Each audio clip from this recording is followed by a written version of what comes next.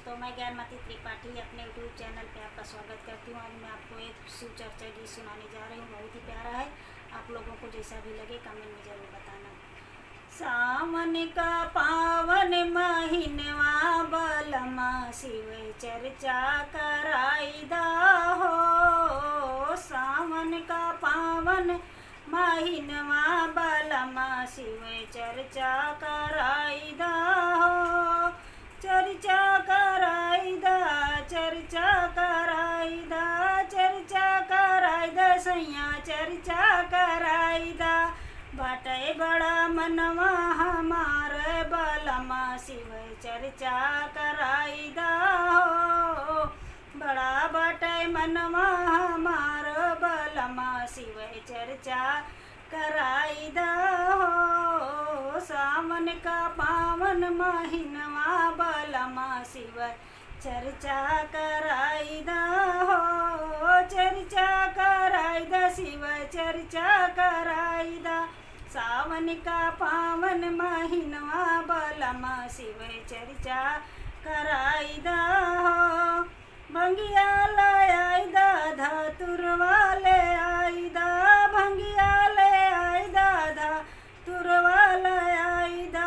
कनैल के फुलवा के हरवा मंगाईदा।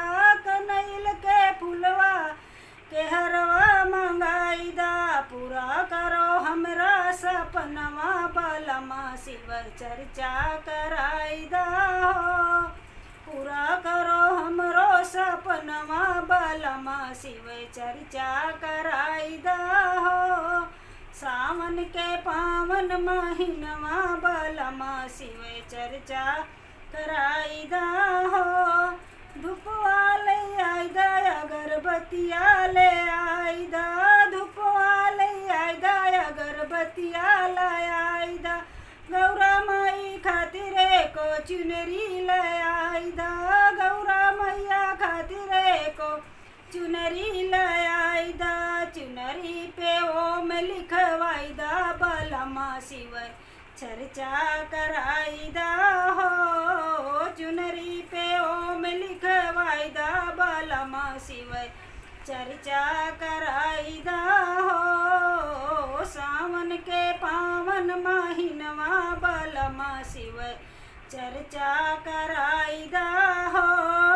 सबे केहू करेला सावन में चर्चा। सबे केहू करेला सावन में चर्चा। हमहू करब सैया दिल में बसरधा। हमहू करब सैया दिल में बसरधा।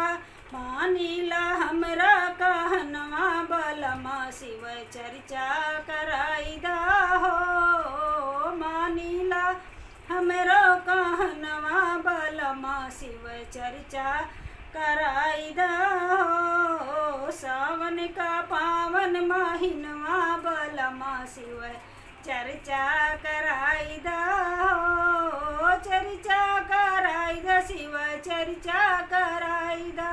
चर्चा कराईदा शिव चर्चा कराईदा। हमरो बाटे बड़ा मनवा बलमा शिव चर्चा कराईदा हो। हमरो बाटे बड़ा मनवा बलमा शिव चर्चा